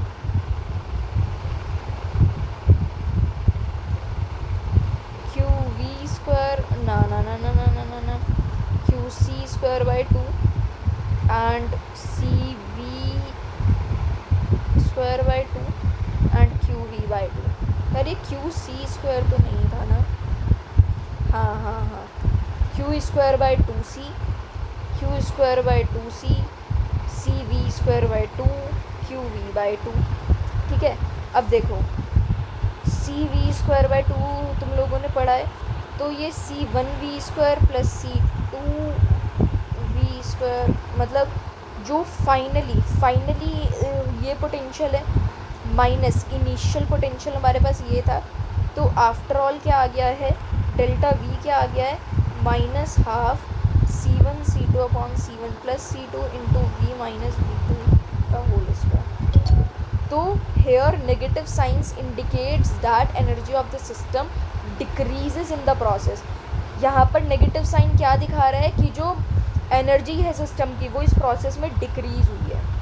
ठीक है, अब हम डाइलेक्ट्रिक इफेक्ट पढ़ेंगे। कितना बच रहा है, ये 4 पेज रह रहे हैं अभी। Dielectric effect of dielectric, the insulators in which microscopic local displacement of charges takes place in presence of electric field are known as dielectrics. The insulators, जो insulators microscopic local displacement of charges takes place in presence of electric field. Okay, तो dielectrics basically है क्या, ऐसे insulator जो कि बहुत ही छोटे displacement charges के बहुत ही छोटे डिस्प्लेसमेंट को in the presence of electric field करवाते हैं। डाइलेक्ट्रिक्स नॉन कंडक्टर्स होते हैं up to certain value of field depending on its nature. एक सर्टेन वैल्यू तक वो नॉन कंडक्टर्स होते हैं।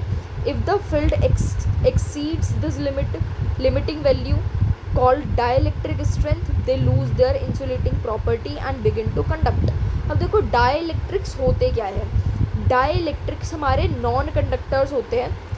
देखो नॉन कंडक्टर्स भी बन सकते हैं, वो कंडक्टर्स भी बन सकते हैं, बट वो नॉन कंडक्टर तब तक रहेंगे जब तक वो अपनी डाइलेक्ट्रिक स्ट्रेंथ के नीचे है। मतलब डाइलेक्ट्रिक स्ट्रेंथ जब हम क्रॉस कर देंगे, जब हम उसकी लिमिटिंग वैल्यू मीन्स उसकी डाइलेक्ट्रिक स्ट्रेंथ को क्रॉस कर देंगे, देन जो वो हमारा नॉन कंडक्टर था अभी वो कंडक्टर में कन्वर्ट हो जाएगा, वो कंडक्ट करना शुरू कर देगा, वो अपनी इंसुलेटिंग प्रॉपर्टी को लूज़ करना शुरू कर देगा जैसे ही हम डाइलेक्ट्रिक स्ट्रेंथ को एक्सीड करते हैं,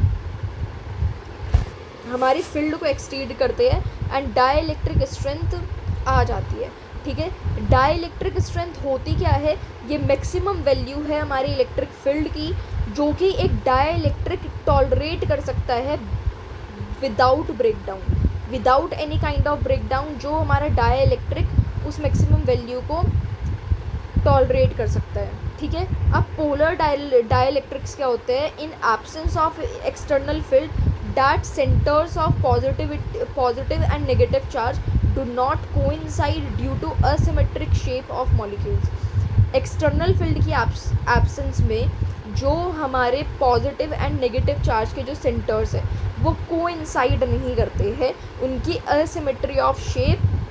एसिमेट्रिक शेप ऑफ मॉलिक्यूल्स के कारण। पोलर डाइलेक्ट्रिक्स क्या है, एक्सटर्नल फील्ड होती नहीं है एंड जो पॉजिटिव एंड नेगेटिव चार्ज के जो सेंटर है वो कभी भी एक दूसरे को कोइंसाइड नहीं करते हैं। ये हमारा पॉजिटिव चार्ज है,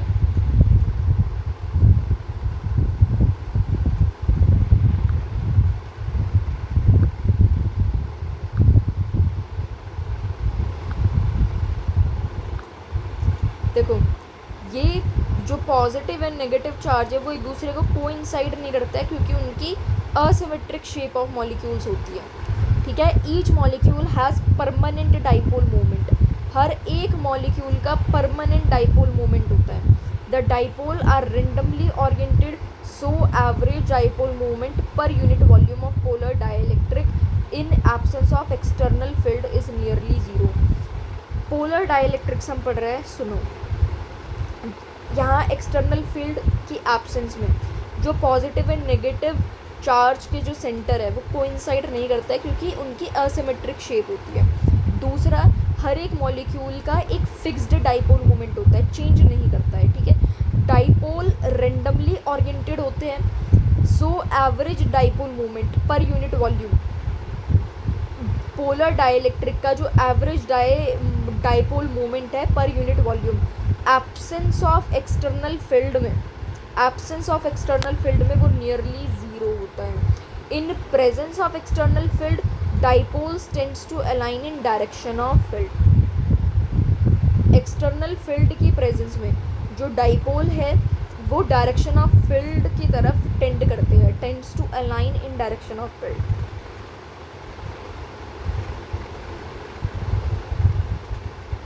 In presence of external field, dipoles tends to align in direction of field.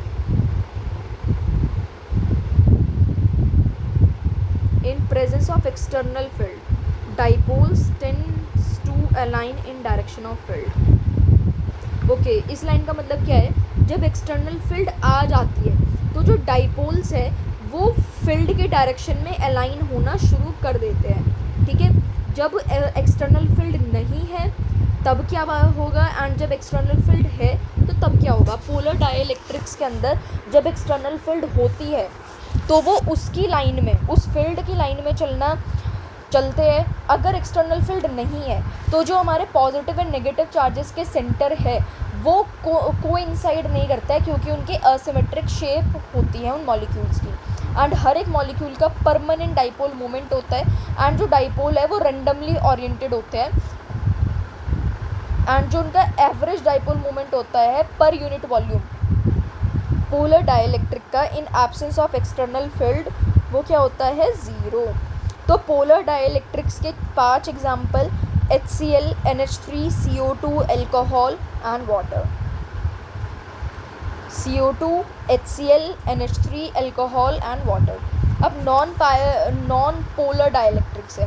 अब नॉन पोलर डाइलेक्ट्रिक्स के अंदर पहले हम एक्सटर्नल फील्ड की एब्सेंस में देखेंगे and then presence of external field में देखेंगे। जब एक्सटर्नल फील्ड नहीं होती है तो पॉजिटिव एंड नेगेटिव चार्ज के जो सेंटर है वो कोइंसाइड करते हैं इन एटम्स में या एंड मॉलिक्यूल्स में क्योंकि वो सिमेट्रिक होते हैं। नॉन पोलर डाइलेक्ट्रिक्स सिमेट्रिक होते हैं, ये तुम्हें याद रखना है। नॉन पोलर डाइलेक्ट्रिक्स क्या होते हैं, सिमेट्रिक होते हैं, सिमेट्रिक। नॉन पोलर डाइलेक्ट्रिक्स क्या होते हैं, सिमेट्रिक होते हैं and the dipole moment is zero. Dipole moment zero होता है नॉर्मल स्टेट में।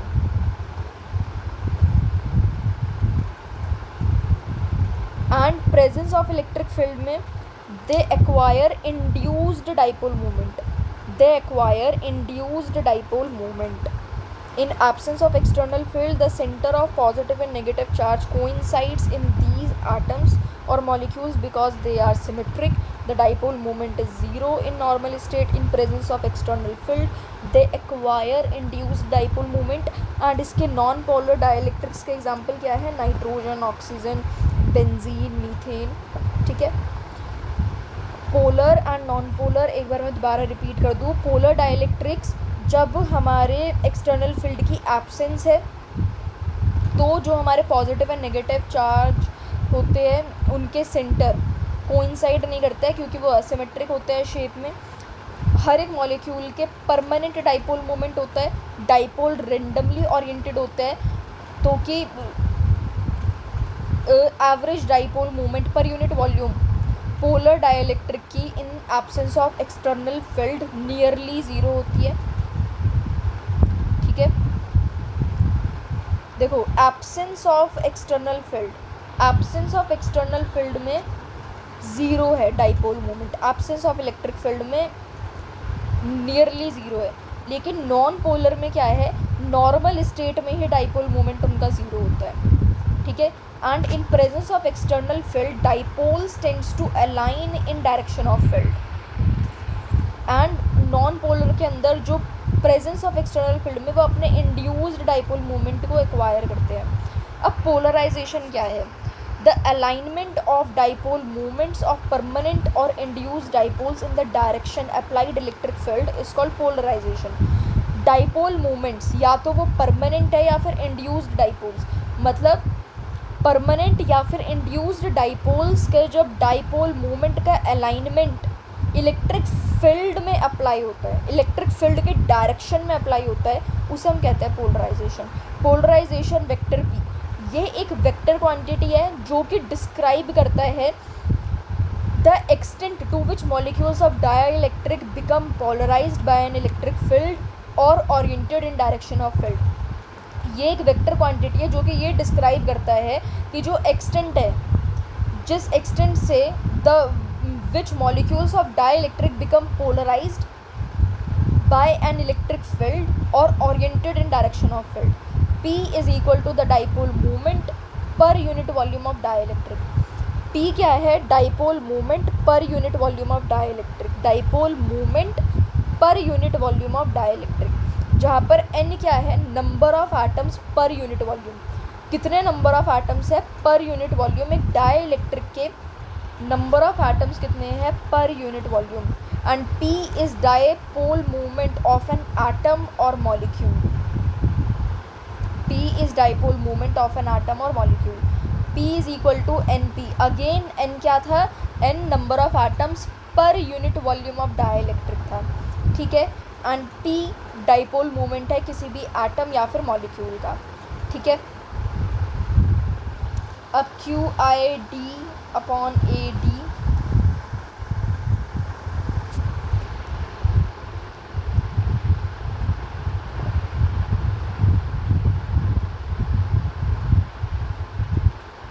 सो ये इंड्यूस्ड सरफेस चार्ज डेंसिटी क्या आया, Q upon QI upon A।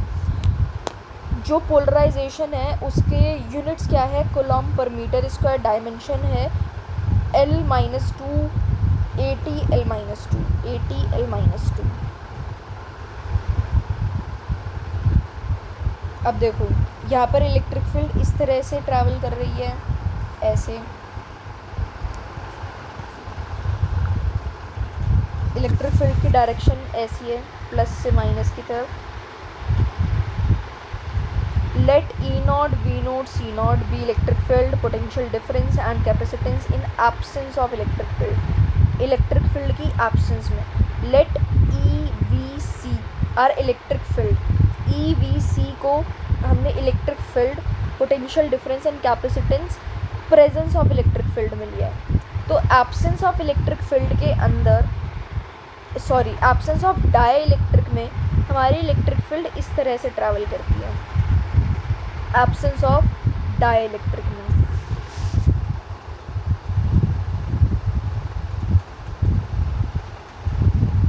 And dielectrics होते क्या है, ये नॉन कंडक्टर्स होते हैं up to a certain value, and अगर मतलब डाइलेक्ट्रिक स्ट्रेंथ जब क्रॉस कर देंगे तो वो एक कंडक्टर बन जाएगा। ठीक है, जो कि इंसुलेटर्स जो माइक्रोस्कोपिक लोकल डिस्प्लेसमेंट करवाते हैं चार्जेस की इन the presence of electric field, वो डाइलेक्ट्रिक्स है। ठीक है, हाँ तो अब यहाँ पर ये क्या है, एक डाइलेक्ट्रिक स्लैब है, dielectric slab minus plus minus plus minus plus. ठीक है, अब यहाँ ये क्या है, electric field in presence of dielectric, in presence of dielectric, ये एक डाइलेक्ट्रिक ही है, in presence of dielectric.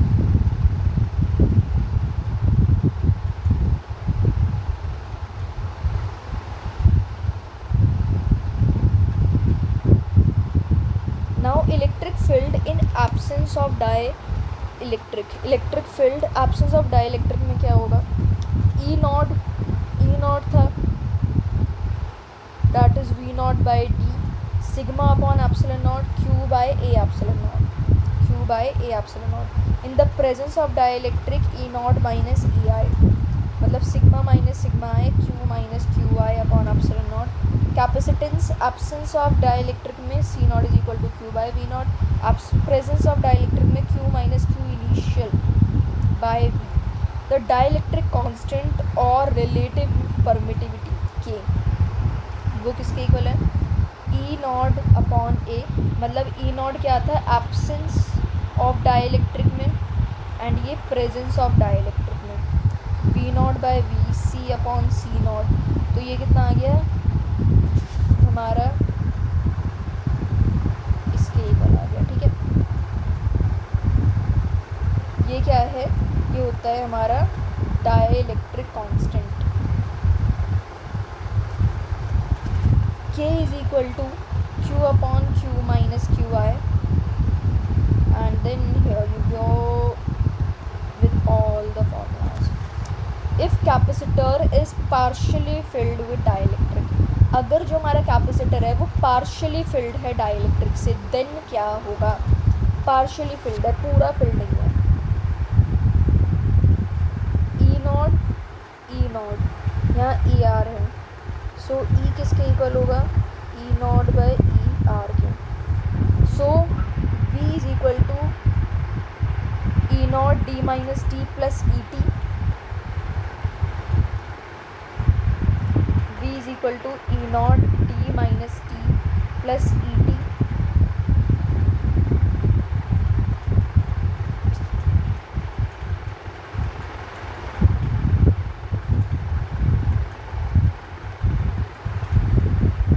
And last में हमारा फॉर्मूला कुछ ये आएगा,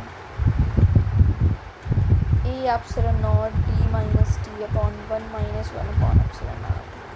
और अगर मीडियम फुल्ली प्रेजेंट है between the space,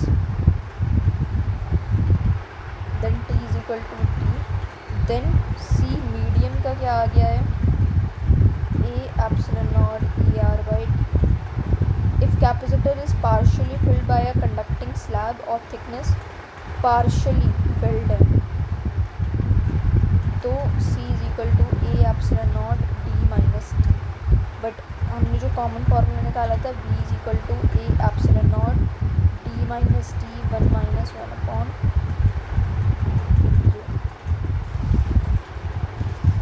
distance and area division by dielectric। Distance division क्या है, distance is divided and area remain same, distance divided है बट एरिया सेम है, distance is divided and area is same. Capacitors are in series, capacitor series में है, these two are in series. Special case अगर D1 equal है D2 के, means D by 2, then A epsilon naught D 2 E1 E2 upon E1 plus E2। Area division क्या है, area is divided and distance is same, area divided है but distance same है, जैसे कि इसमें area divided है but distance same है। तो कैपेसिटर्स हमारे पैरेलल में, कितनी ये चीज़ ना तुम्हें भाई याद रखनी है, तुम्हारा इस तरह से एरिया डिवीज़न हो रहा है ऐसे, तो तुम पैरेलल में हो, बट अगर तुम्हारा डिस्टेंस डिवीज़न हो रहा है तो तुम सीरीज़ में हो, मतलब इस टाइप से है। तो ये क्या है, डिस्टेंस डिवीज़न, ये क्या है, area division. Area is divided and distance remain same, capacitors are in parallel.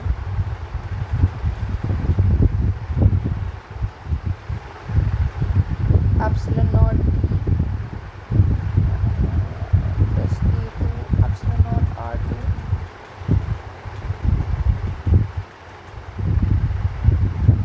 Variable dielectric constant, variable dielectric constant क्या है?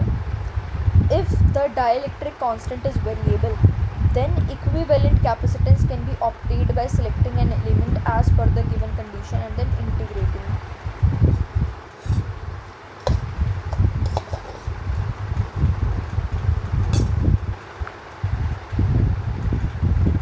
If different elements are in parallel, then d is equal to integral of dc, where dc is capacitance of selected differential element. अगर different elements series में हो, then 1 upon c is equal to integral of d 1 upon c and is solved to get equivalent capacitance c. अब force एक dielectric पर capacitor में क्या लग रही है?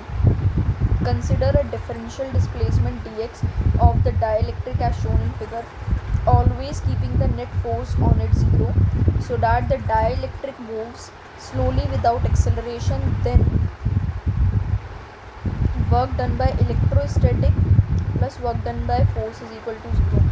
Work done by F denotes the work done by external agent and displacement of dx.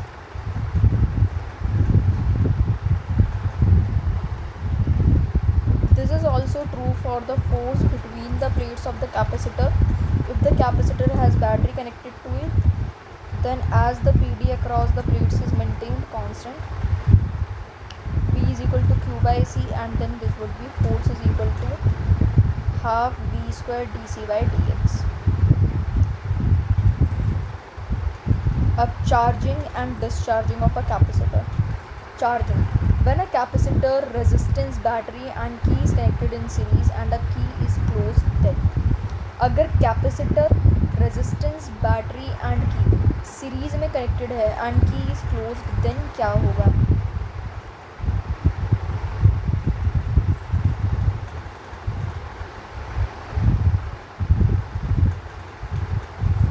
Then charging होगी. Charge अगर किसी भी इंस्टेंट पर निकालना है, charge at any instant, v is equal to V C plus V R is equal to Q by C plus I R and Q by C plus D Q by D T R. Then Q हमारा ये formula आ गया है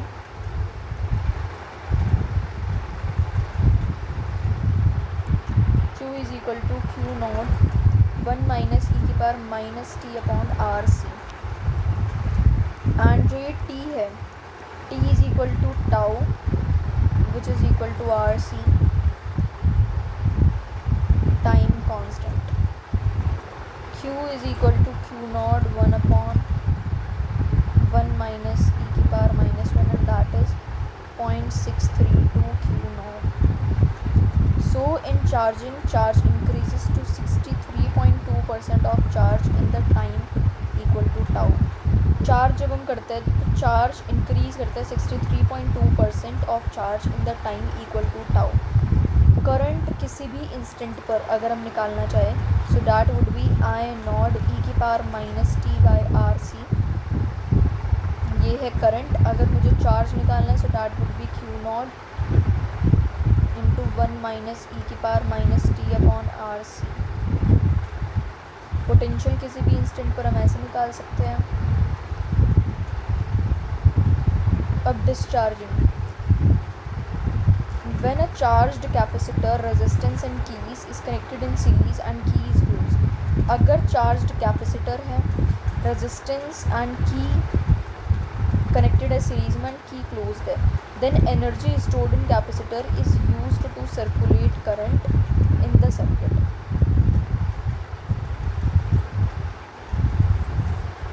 charge किसी भी instant पर V C plus V R zero होगा and Q हमारा क्या हो जाएगा, Q is equal to Q naught E की power minus T by R C.